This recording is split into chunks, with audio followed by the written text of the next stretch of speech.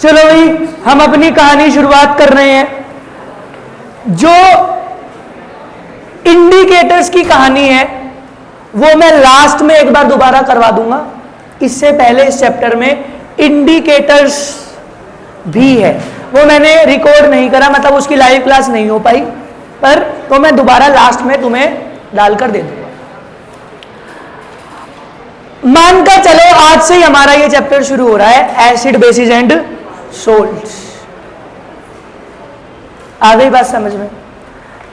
कल भी मैंने इस बारे में बताया था, मैं आज भी तुम्हें दोबारा बता दूं कि बेटा this chapter is all about your remembering skills. आप कितना अपनी मेमोरी में स्टोर कर सकते हो, ये चैप्टर उसका जीता जागता उदाहरण है। ये मैंने कल बताया था।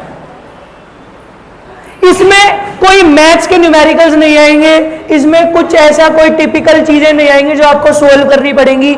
इसमें आपके अलग अलग अलग अलग कॉन्सेप्ट्स आते चले जाएंगे और वो कॉन्सेप्ट्स को आपको अपने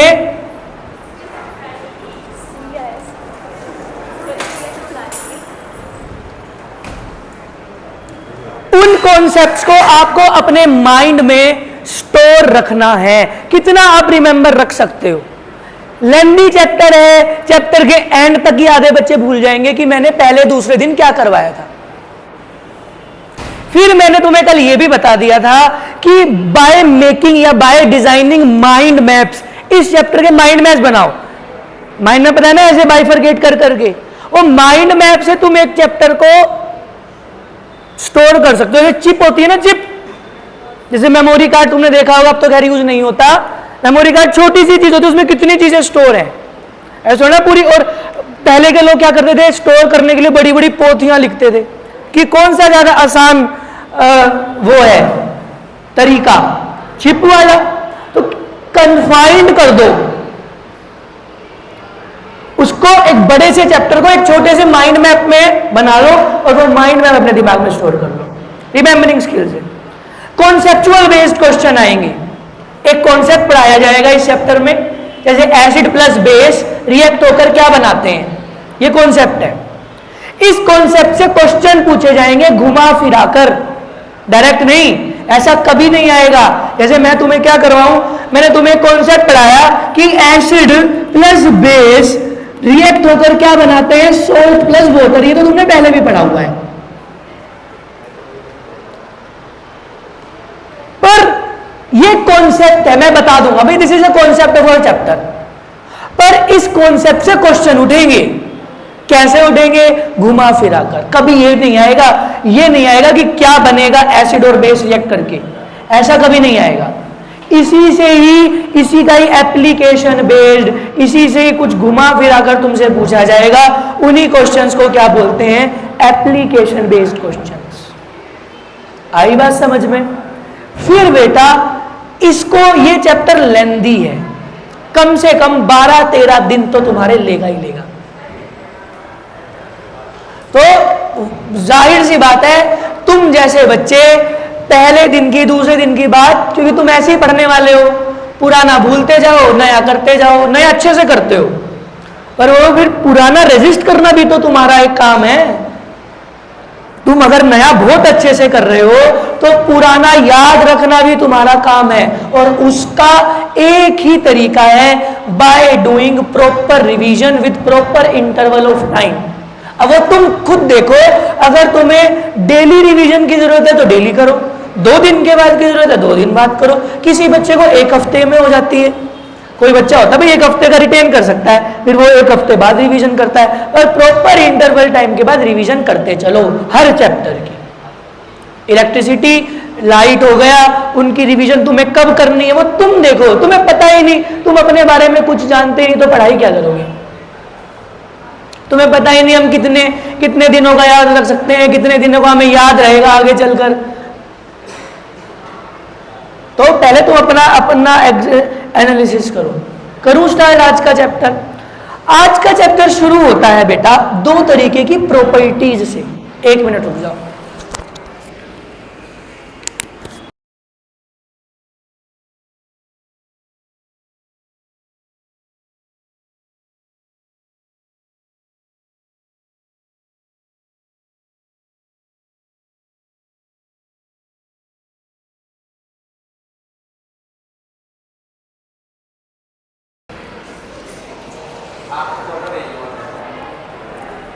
हाँ भाई देखो मेरी बात ध्यान से सुनो। तो इस चैप्टर की शुरुआत होती है दो तरीके की प्रॉपर्टी से। इसकी चर्चा पहले भी हो चुकी है, फिजिकल प्रॉपर्टी और केमिकल प्रॉपर्टी। किसी भी चीज की दो प्रॉपर्टीज होती हैं।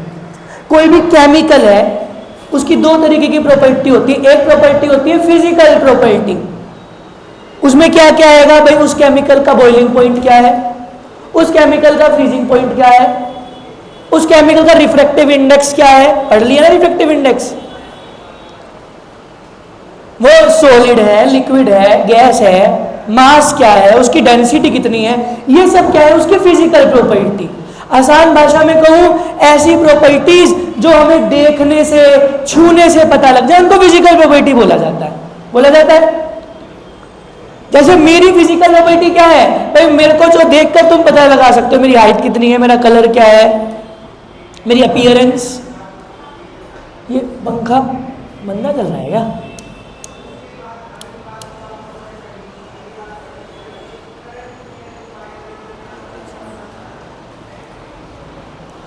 तो यही है भाई फिजिकल प्रॉपर्टी। पर मेरे अंदर क्या चल रहा है, मेरे मन में क्या चल रहा है, मेरा बिहेवियर कैसा है, वो तुम्हें कैसे पता चलेगा? जब तुम मुझसे क्या करोगे, इंटरेक्ट करोगे, या केमिस्ट्री की लैंग्वेज में कहूं तुम मेरे साथ रिएक्ट करोगे। मेरी केमिकल प्रॉपर्टी, मेरे अंदर का मन के भाव तुम्हें कैसे पता चलेंगे? जब तुम मेरे साथ इंटरेक्ट करोगे। ऐसी कोई केमिकल दो तरीके की प्रॉपर्टीज पोजेस करता है। एक फिजिकल प्रॉपर्टी जो उसको देखने से छूने से पता लग रही है, पर एक प्रॉपर्टी है उसी केमिकल की केमिकल प्रॉपर्टी जो देखने से छूने से नहीं पता चलेगी। वो कैसे पता चलेगी? उसको हमें किसी केमिकल रिएक्शन में रिएक्ट करवाना पड़ेगा। किसी भी केमिकल रिएक्शन में कोई भी केमिकल अपनी केमिकल प्रॉपर्टीज दिखाता है, या यूं कहूं कि कोई भी केमिकल किसी भी केमिकल रिएक्शन में according to its chemical property participate करता है। तो किसी भी केमिकल की केमिकल प्रॉपर्टी केमिकल रिएक्शन में पता लगती है, या उलट बात कहूं कि केमिकल रिएक्शन में किसी भी केमिकल की केमिकल प्रॉपर्टी काम आती है। ठीक है, जो ये चैप्टर है ना, इस चैप्टर की शुरुआत ही chemical properties of acid and bases से ही होती है कि एसिड्स, केमिकल प्रॉपर्टी मतलब कि एसिड किसी भी केमिकल रिएक्शन में क्या प्रॉपर्टी शो कर रहे हैं, वो किसी भी केमिकल रिएक्शन में कैसे पार्टिसिपेट करते हैं, वही क्या है उस केमिकल की केमिकल प्रॉपर्टी। आई बात समझ में? लिखना, हेडिंग डालना, केमिकल प्रॉपर्टी। तो कहां गई market? Chemical properties, chemical properties of acids and bases.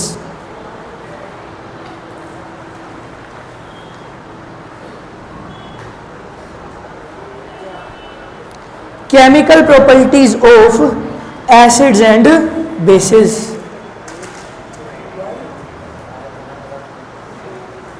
अब मेरी बात ध्यान से सुनिएगा सभी बच्चे।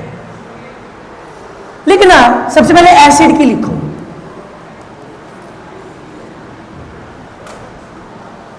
लिखना, in a chemical reaction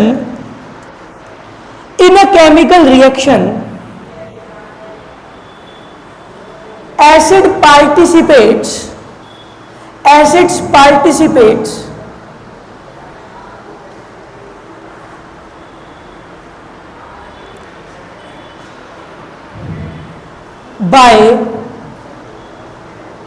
by donating proton,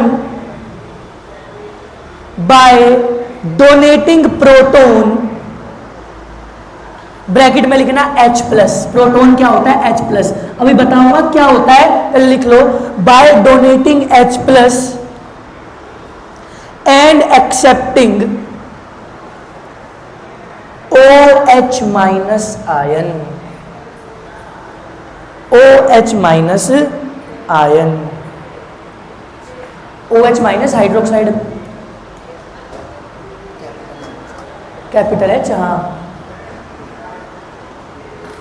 देखो मेरी बात ध्यान से सुनो।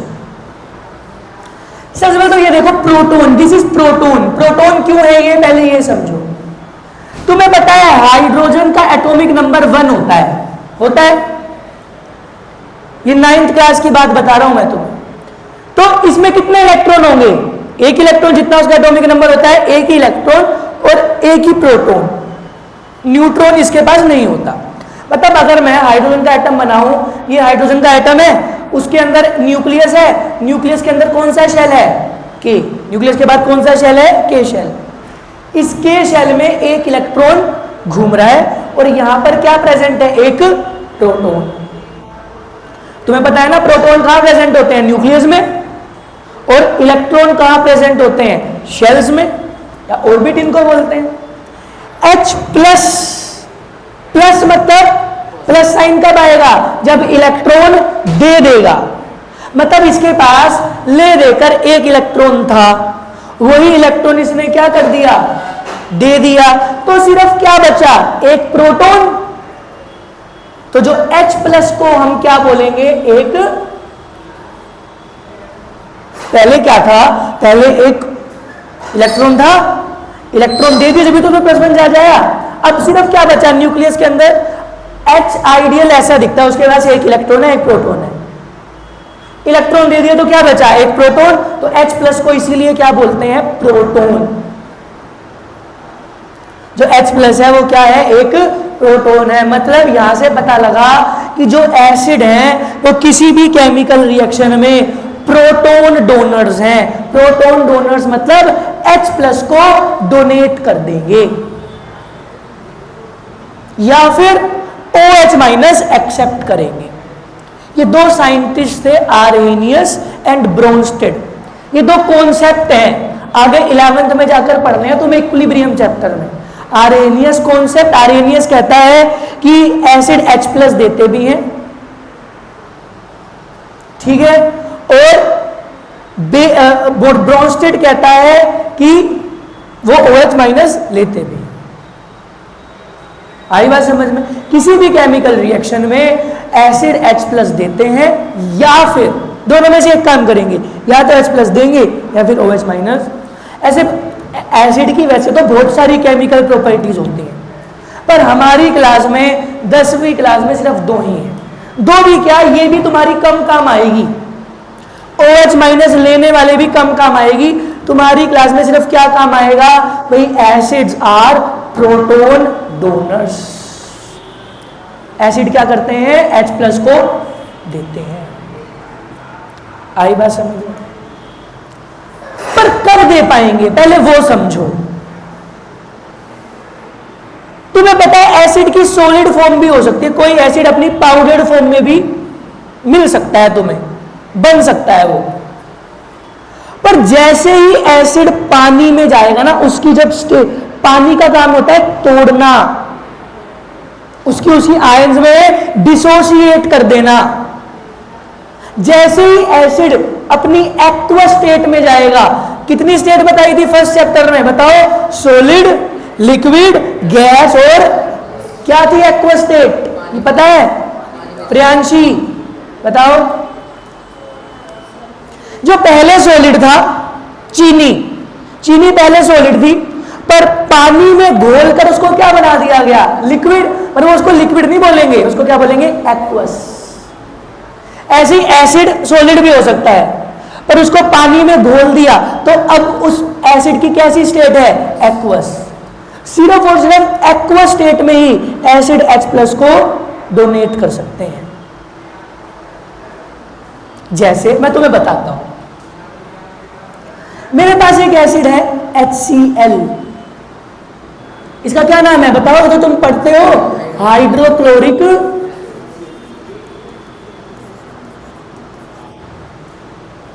जब इसको पानी में डालूंगा, बिना पानी के नहीं होगा ये काम।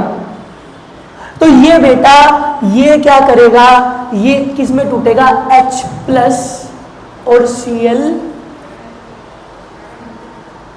ये रिएक्शन में पार्टिसिपेट करने, मतलब इसकी वजह से कोई रिएक्शन होगा, मतलब इसने क्या, ये टूटेगा और H प्लस दे देगा। एसिड क्या हो रहा है, डिसोसिएट हो रहा है, और क्या डोनेट कर रहा है, H प्लस डोनेट कर रहा है।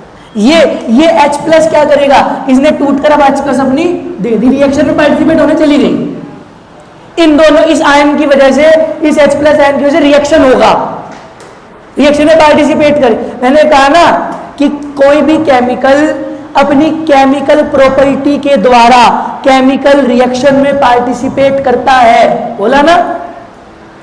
तो यहां पर क्या सीन है, एसिड क्या कर रहा है, पहले H प्लस दे रहा है, वो H प्लस क्या कर रही है, पार्टिसिपेट करने जा रही है अपने केमिकल रिएक्शन में। बताओ मेरी बात समझ में आई कि नहीं है। अलग अलग एसिड है, जैसे एक एसिड तुमने पढ़ा होगा H2, क्या नाम है इसका, ये तुम्हें नाम सहित फॉर्मूला याद करना है, सल्फ्यूरिक एसिड, इसको किंग ऑफ एसिड भी बोलते हैं। अब देखो कैसे तोड़ना है, पहले तोड़ना ही सीखो, क्योंकि तुम्हें तोड़ना भी नहीं आएगा, डिसोसिएट करना भी नहीं आएगा। तुम्हें पता है यहां पर तुम्हें क्या दिख रहा है, कौन सी आयन दिख रही है, SO4 2-,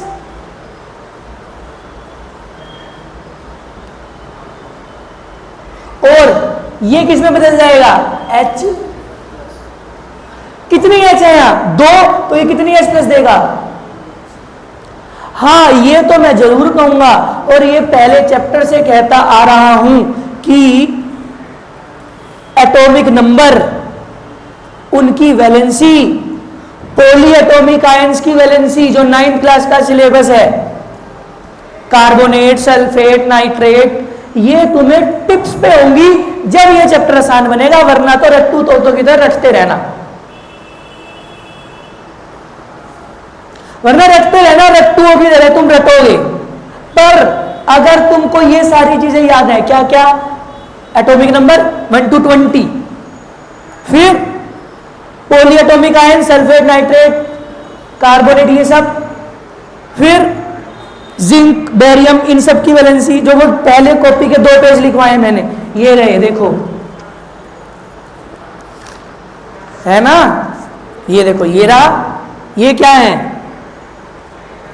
1 to 20 एटॉमिक नंबर, फिर 20 से ज्यादा iron, silver, copper, lead, zinc, इनकी वैलेंसी, और पॉली एटॉमिक आयंस की। ये याद बेटा करनी पड़ेगी, और 100% करनी पड़ेगी। आई बात समझ में। जैसे एक एसिड है नाइट्रिक एसिड, इसको तुम्हें खुद तोड़ना है, HNO3, कौन सा एसिड है, नाइट्रिक एसिड। कैसे टूटेगा ये बताओ, पहले कॉपी में तोड़ो, पहले उतारो, फिर कॉपी में इसको तोड़कर बताओ सभी बच्चे। हाँ एग्जाम्पल है ये, हाँ तोड़कर बताओ ये कैसे टूटेगा।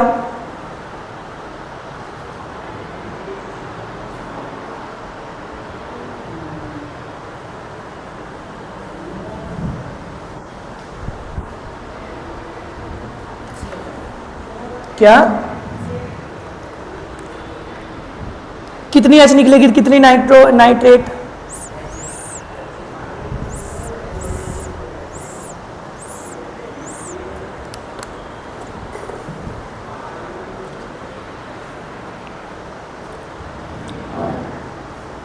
ये देखो यहां पे तुम्हें कौन सी आयन दिख रही है, नाइट्रेट, NO3 माइनस, ध्रुव आती है ये, नाइट्रेट आयन आता है ये, तो कौन सी आयन दिख रही है, NO3 माइनस, और साथ में यहां से क्या निकल जाएगा, H। आई बात समझ में। इसमें प्रॉब्लम है, नाइट्रेट कार्बोनेट में प्रॉब्लम है, तो बेटा ये 2 दिन में प्रॉब्लम सोल्व करो, तुम्हें याद करनी पड़ेगी।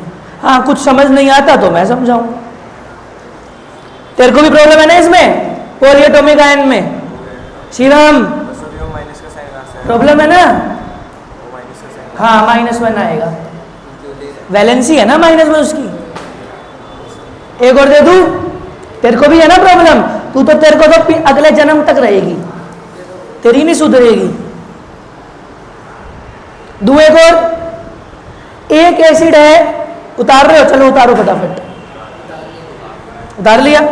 एक एसिड है कार्बोनिक एसिड, इसको ऐसे H2, फटाफट सभी बच्चे इसका कैसे टूटेगा ये, carbonic acid, this is carbonic acid. फटाफट तोड़कर बताओ, फटाफट झटाझट फटाफट।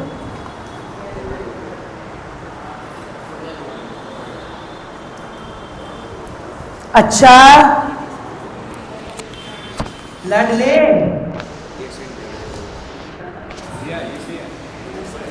बोल जय बाबा की।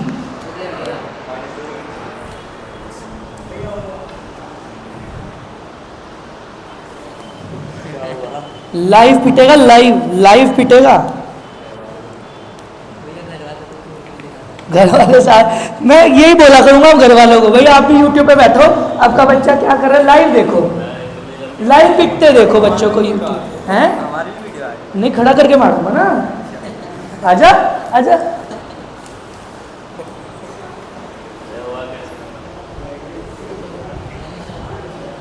क्या पूछ रहे हैं निशांत? बस अब चुप हो जाओ। तुम्हें यहां पर क्या दिख रहा है? CO3। CO3 एक पॉली एटॉमिक आयन है, इसको क्या बोलते हैं? कार्बोनेट। तो क्या निकलेगा इसमें? CO3 और साथ में H, कितनी H निकलेगी? एक एसिड है जो मेरे को बहुत पसंद है, इसको हम खाते भी हैं, CH3COOH, इसका नाम है, ये तोड़ के दिखाओ, ये तोड़ के दिखाओ, ये इसको डिसोशिएट करके दिखाओ तो मानूं, क्योंकि तुम्हें इसमें क्या लग रहा है? हर जगह हर एसिड में H इधर है, इसमें H किधर है? उधर है। अब तुमको ये पता होना चाहिए।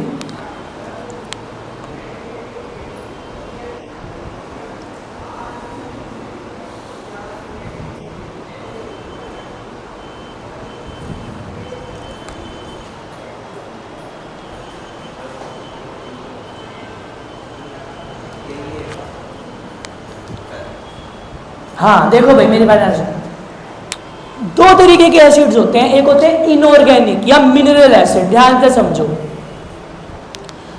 मिनरल एसिड उनको बोलते हैं जो हमें जमीन से भी मिलते हैं, जैसे सल्फ्यूरिक एसिड हमको अर्थ क्रस्ट से भी प्राप्त हो जाता है, HCl, HNO3, HCl तो हमारे पेट में भी मिलता है हमें। मिनरल जो हमें नेचर से भी मिल सकते हैं, सॉरी मिनरल्स गलत बता दिया मैंने, ध्यान से समझो। मिनरल, इनको मिनरल एसिड बोलते हैं, ये सब है।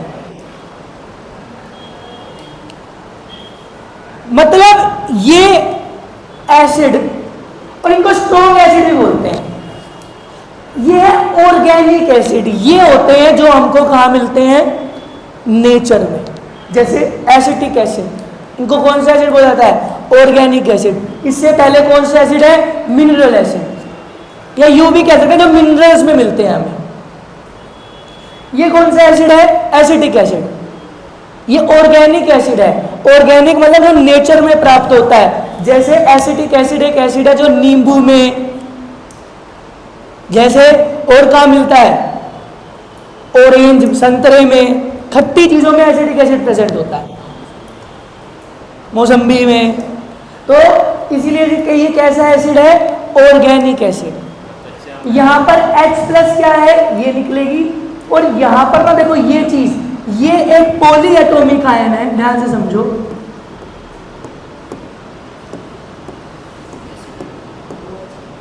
ये एक आयन है जिस आयन को क्या बोलते हैं? एसीटेट। बेटा ये आपको लर्न ही करना पड़ेगा। अगर तुम इनको रटोगे ना तो कोई फायदा नहीं है। एक बच्चा इसको रटने का प्रयास करेगा, कैसे वो रटेगा? भाई H2CO3 H++। एक बच्चा समझ जाएगा H2CO3, मुझे इसमें एक आयन दिख रही है जो आयन है CO3, और CO3 आयन कौन सी आयन होती है? कार्बोनेट आयन, क्योंकि उसको वो याद है। हाँ, बस इसमें ऑर्गेनिक एसिड में H इधर रहेगी। जैसे सल्फ्यूरिक एसिड में कैसे तोड़ा भाई, सल्फ्यूरिक एसिड में उसको एक आयन दिख रही है सल्फेट SO4 2- और H+, ठीक है। एक एसिड है फॉस्फोरिक एसिड, लिखो H3PO4,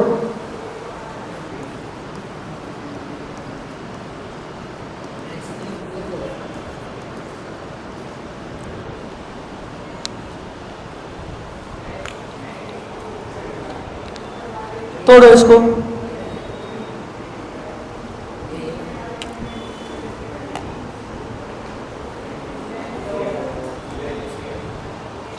हाँ देखो भाई, मेरी बात ध्यान से सुनो। ये कैसे, देखो ये एक पॉलीएटॉमिक आयन है, इसको क्या बोलते हैं? Phosphate ion.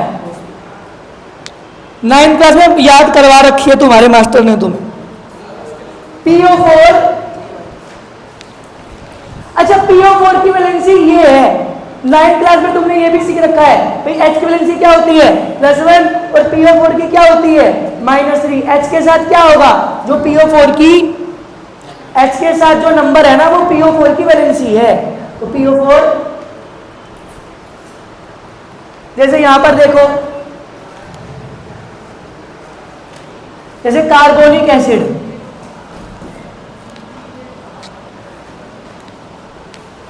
H2CO3, जो 2 है वो किसकी वैलेंसी है?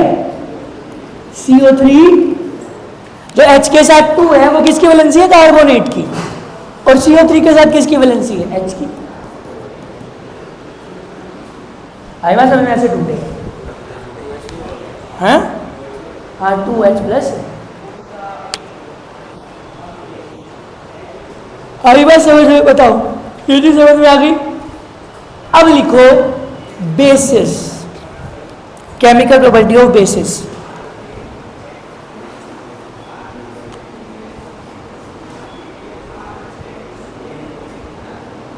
लिखना, in a chemical reaction, in a chemical reaction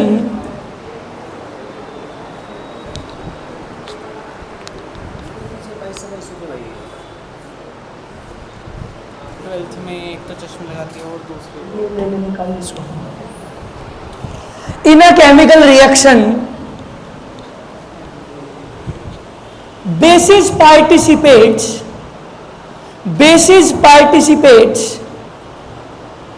by donating hydroxide ion. Hydroxide ion कौन सी है? OH-।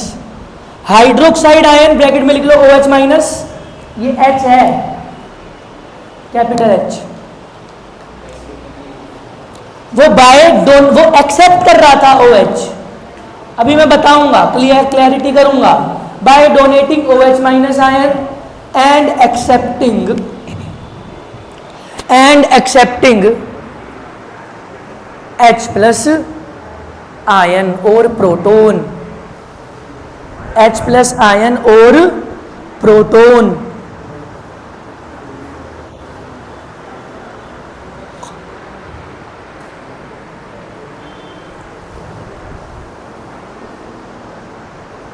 देखो भाई, मेरी बात ध्यान से सुनो।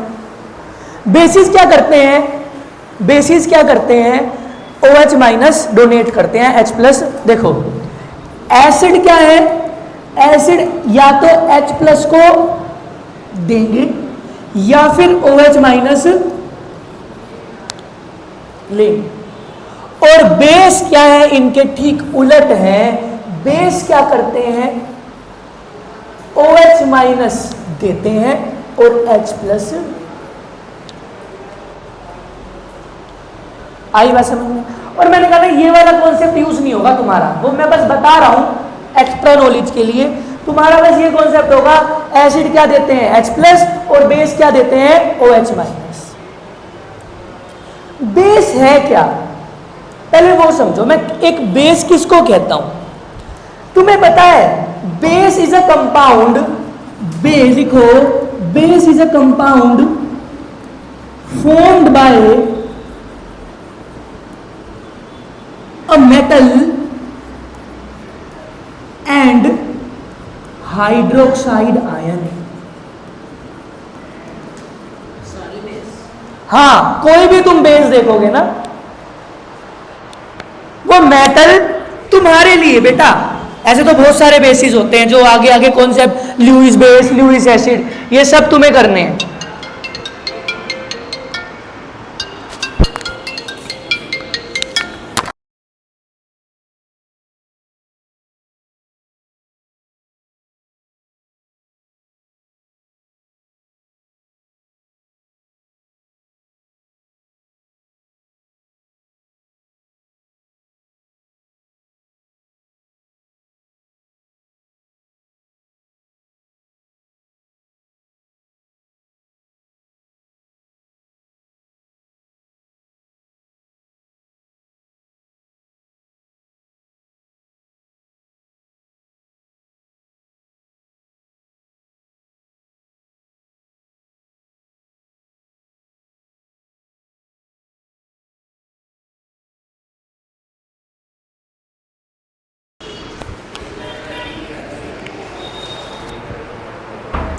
हाँ भाई सुनो, देखो एक बेस कैसे बनता है, ये सिर्फ वो बेस है जो तुम देखोगे, ये वो बेस नहीं है। हमेशा ये लागू नहीं होगा, 11th में बेस तुम्हारे और भी आएंगे, पर मैं सिर्फ उन बेसिस को बता रहा हूं जो बेस तुम्हारे सिलेबस में है। तुमको एक बेस कैसे दिखेगा, उस बेस में एक मेटल होगा और मेटल ने किसके साथ कंपाउंड बनाया होगा, हाइड्रोक्साइड आयन के साथ, जैसे सोडियम हाइड्रोक्साइड, जैसे सोडियम हाइड्रोक्साइड। सोडियम क्या है Na और OH क्या है OH। Na की वैलेंसी क्या है +1 और OH की वैलेंसी क्या है +1 से -1, तो एक बेस तैयार हो गया मेरे पास क्या। अच्छा ये तो पता होगा ना, ये तो पता होगा ना मेटल क्या होता है, क्या होता है मेटल जो हार्ड होता है, कह रहा लोहा, क्या मेटल नहीं मेटल,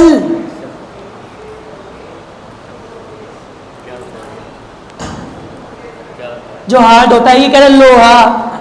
कबाड़ी, कबाड़ी को मेटल लोहा ही पता होता है, मुझे पता है। तुम साइंस पढ़ रहे हो, तुम्हारी लैंग्वेज में जो मेटल है ना वो क्या है, जिसकी वैलेंसी पॉजिटिव होती है, वो मेटल। ये मेटल है, मैंने क्या लिखवाया, base is a compound formed by a metal, ये मेटल है और उसने किसके साथ कंपाउंड बनाया हुआ है, OH- के साथ। जैसे एल्यूमिनियम हाइड्रोक्साइड, एल्यूमिनियम और एल्यूमिनियम की वैलेंसी और हाइड्रोक्साइड की, तो ये इसके साथ, ये Al के साथ क्या आएगा 1 लिखते नहीं है, और OH के साथ क्या आना है 3, तो aluminium hydroxide is also a base.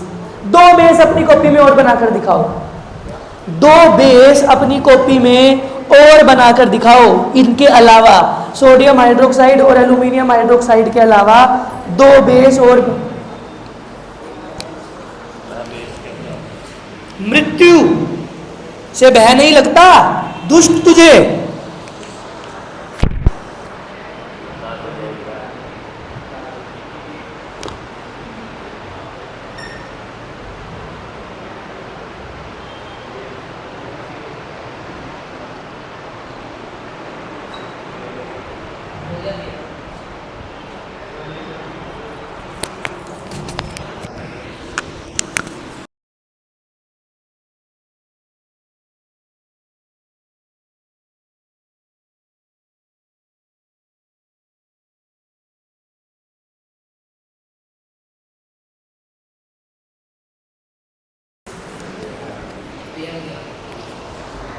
हो गया।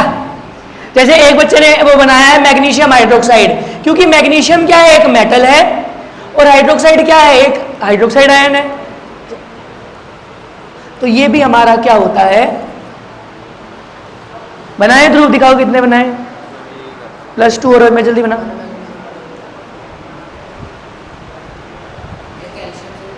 किसी से ही बन सकता है, मेटल और हाइड्रोक्साइड से बनने वाला एक बेस है बस।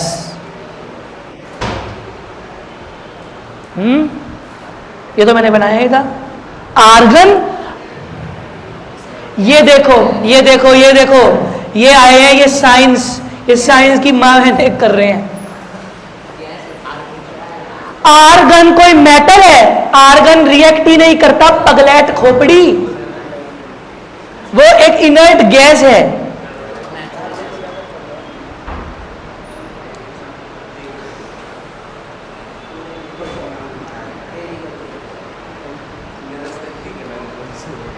और देखो इसके साथ वाले ने भी वही कर रखा था।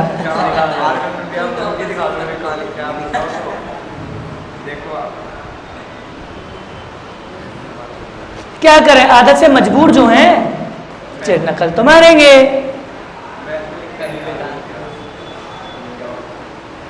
अब देखो बस ये आखिरी टॉपिक है। जैसे सोडियम हाइड्रोक्साइड कैसे टूटेगा किसी भी केमिकल रिएक्शन में, मतलब पानी में, पानी की मदद से ही तोड़ते हैं, मैं पानी लिख नहीं रहा, कैसे टूटेगा, ये क्या है, इसकी वैलेंसी क्या है, Na+, और ये OH, जैसे MgOH होल ट्वाइस, ये क्या है, मैग्नीशियम हाइड्रोक्साइड, इसको क्या बोलेंगे, मैं नाम नहीं लिख रहा, नाम खुद लिखना तुम। ये है सोडियम हाइड्रोक्साइड, ये कैसे टूटेगा, Mg की वैलेंसी क्या होती है, +2, और OH की वैलेंसी क्या होती है, यहां कितनी OH निकलेंगी। अब तुम तोड़ो एल्यूमिनियम हाइड्रोक्साइड को, और तुम तोड़कर बताओ बेरियम हाइड्रोक्साइड को, इसका फॉर्मूला ही बना दो पहले।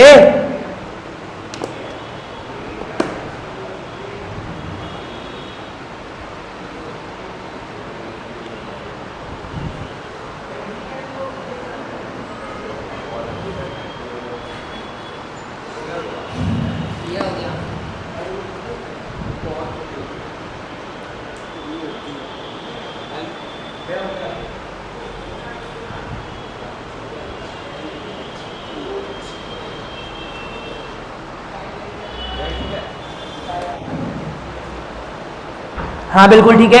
ये कैसे टूटेगा, Al की वैलेंसी क्या होती है बेटा, +3। ये जिसको याद नहीं होगा उसको दिक्कतें आएंगी, तो कल में ये याद कर लो। और 3OH।